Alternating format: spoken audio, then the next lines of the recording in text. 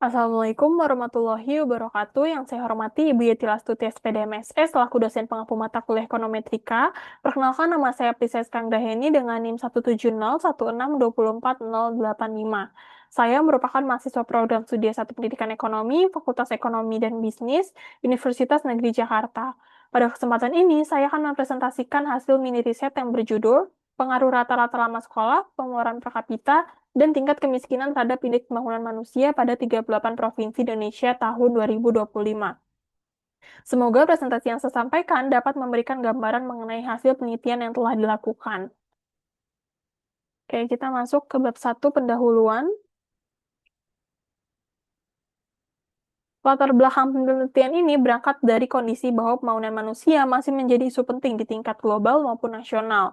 Berdasarkan Human Development Report 2025 yang diterbitkan oleh United Nations Development Program, perkembangan Human Development Index global mengalami perlambatan pasca pandemi COVID-19 dan menjadi kenaikan terendah sejak tahun 1990. Kondisi tersebut menunjukkan bahwa peningkatan kualitas pembangunan manusia masih menjadi tantangan di berbagai negara.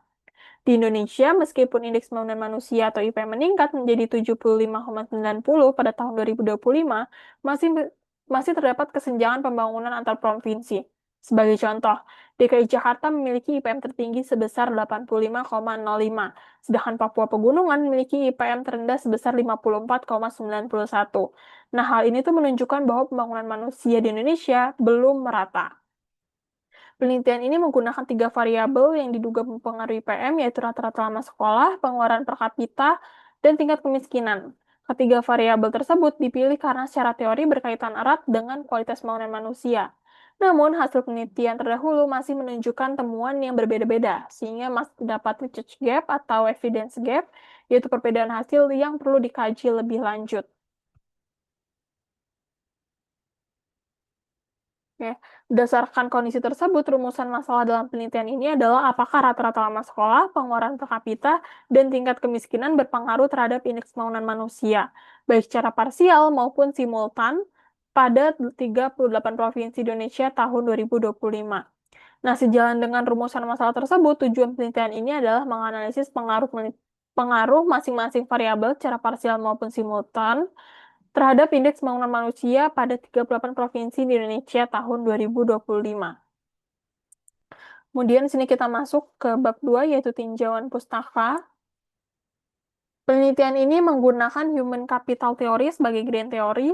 Itu teori ini tuh menjelaskan bahwa investasi pada manusia khususnya melalui pendidikan dan peningkatan kesejahteraan ekonomi akan meningkatkan kualitas sumber daya manusia sehingga berdampak pada meningkatnya indeks pembangunan manusia atau IPM. Kemudian sebagai pendukung, penelitian ini juga menggunakan Human Development Theory dari Amartya Sen yang memandang bahwa pembangunan itu tidak hanya dilihat dari pertumbuhan ekonomi, tetapi juga dari meningkatnya kualitas hidup masyarakat melalui aspek pendidikan, kesehatan, dan juga standar hidup yang layak.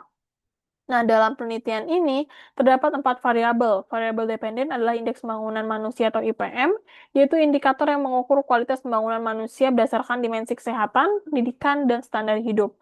Sedangkan variabel independennya terdiri dari rata-rata lama sekolah yang menggambarkan tingkat pendidikan penduduk, pengeluaran per kapita yang mencerminkan tingkat kesejahteraan, atau daya beli masyarakat, serta tingkat kemiskinan, yaitu persentase penduduk yang hidup di bawah garis kemiskinan. Selanjutnya, berdasarkan penelitian terdahulu, sebagian besar penelitian menunjukkan bahwa rata-rata lama sekolah dan pengeluaran per kapita berpengaruh positif terhadap IPM, sedangkan tingkat kemiskinan berpengaruh negatif terhadap IPM.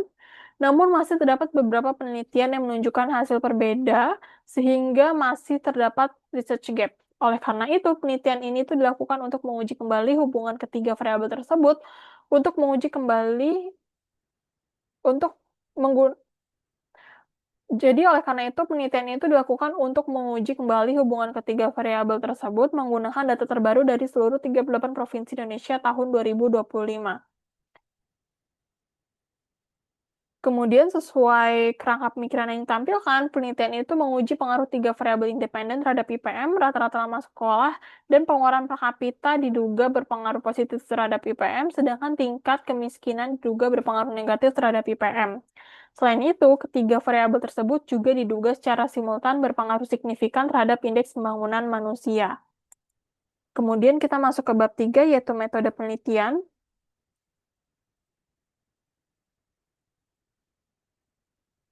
Oke, penelitian ini tuh menggunakan pendekatan kuantitatif dengan data sekunder cross-section yang mencakup 38 provinsi Indonesia tahun 2025. Seluruh data diperoleh dari publikasi resmi Badan Pusat Statistik atau BPS. Variabel dependen dalam penelitian ini adalah indeks pembangunan manusia atau IPM, sementara variabel independennya terdiri dari rata-rata lama sekolah yang diukur dalam satuan tahun, pengeluaran per kapita yang diukur berdasarkan pengeluaran real per kapita per tahun, serta tingkat kemiskinan yaitu diukur menggunakan presentase penduduk miskin yaitu seluruh definisi operasional mengacu pada standar yang digunakan oleh BPS. Kemudian untuk menguji pengaruh ketiga variabel tersebut terhadap IPM, penelitian ini tuh menggunakan analisis regresi linear berganda dengan model persamaan seperti yang tampilkan pada slide. Selanjutnya dilakukan statistik deskriptif, uji asumsi klasik, uji T, uji F, dan koefisien determinasi atau R kuadrat. Selanjutnya kita masuk ke bab 4, yaitu hasil dan pembahasan. Berdasarkan statistik deskriptif, nilai rata-rata indeks pembangunan manusia atau IPM sebesar 74,25, sedangkan rata-rata lama sekolah sebesar 9,46 tahun, pengeluaran per kapita sekitar 11,96 juta rupiah, dan tingkat kemiskinan sebesar 10,27%. Data tersebut menunjukkan adanya variasi kondisi pembangunan manusia antar provinsi di Indonesia. Oke, sebelum dilakukan analisis regresi, terlebih dahulu dilakukan uji asumsi klasik. Nah, hasil uji normalitas menunjukkan nilai signifikansi 0,91573 sehingga residual berdistribusi normal. Uji multikolinearitas menghasilkan seluruh nilai FIF di bawah 10 sehingga tidak terdapat multikolinearitas. Selanjutnya ada uji heteroskedasitas memperoleh nilai signifikansi 0,1181 atau lebih besar dari 0,05, sehingga model tidak mengalami heteroskedasitas. Dengan demikian, model regresi telah memenuhi asumsi klasik dan layak digunakan. Kemudian, berdasarkan hasil estimasi regresi, diperoleh persamaan regresi yang menunjukkan bahwa rata-rata lama sekolah dan pengeluaran per kapita berpengaruh positif terhadap IPM, sedangkan tingkat kemiskinan berpengaruh negatif terhadap IPM. Hasil uji parsial atau uji T menunjukkan bahwa ketiga variabel memiliki nilai signifikansi di bawah 0,05. Artinya, rata-rata lama sekolah berpengaruh positif dan signifikan terhadap IPM, pengeluaran per kapita juga berpengaruh positif dan signifikan terhadap IPM, sedangkan tingkat kemiskinan berpengaruh negatif dan signifikan terhadap IPM. Dengan demikian, hipotesis H1, H2, dan 3 itu diterima. Selanjutnya, berdasarkan uji simultan atau uji F, diperoleh nilai signifikansi 0,000 sehingga dapat disimpulkan bahwa ketiga variabel secara bersama-sama berpengaruh signifikan terhadap IPM. Dengan demikian, H4 itu juga diterima. Terakhir, nilai koefisien terminasi atau R kuadrat sebesar 0,9605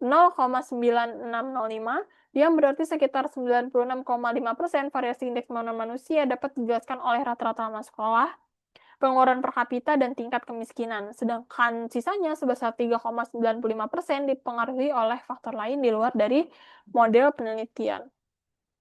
Kemudian sini ada bab 5 yaitu penutup. Sebagai penutup, dapat disimpulkan bahwa penelitian ini membuktikan rata-rata lama sekolah dan pengeluaran per kapita berpengaruh positif serta signifikan terhadap indeks pembangunan manusia. Artinya, semakin tinggi tingkat pendidikan dan kesejahteraan masyarakat, maka IPM akan semakin meningkat. Sebaliknya, tingkat kemiskinan berpengaruh negatif dan signifikan. Sehingga semakin tinggi kemiskinan, semakin rendah IPM suatu daerah. Selain itu, secara simultan ketiga variabel berpengaruh signifikan terhadap IPM dengan nilai koefisien determinasi sebesar 96,5%. Hal ini tuh menunjukkan bahwa sebagian besar variasi IPM dapat dijelaskan oleh ketiga variabel yang diteliti. Berdasarkan hasil tersebut, pemerintah ini tuh diharapkan terus meningkatkan akses pendidikan, mendorong pemerataan kesejahteraan ekonomi, serta memperkuat program pengentasan kemiskinan. Sementara itu, penelitian lanjutnya disarankan menambahkan variabel lain seperti PDRB, tingkat pengangguran terbuka, atau belanja pemerintah, serta menggunakan data panel atau time series agar hasil penelitian jadi lebih komprehensif. Ya, demikian pemaparan hasil mini riset yang dapat saya sampaikan. Terima kasih atas perhatiannya. Mohon maaf apabila ada penyampaian yang terdapat kekurangan maupun kesalahan. Wassalamualaikum warahmatullahi wabarakatuh.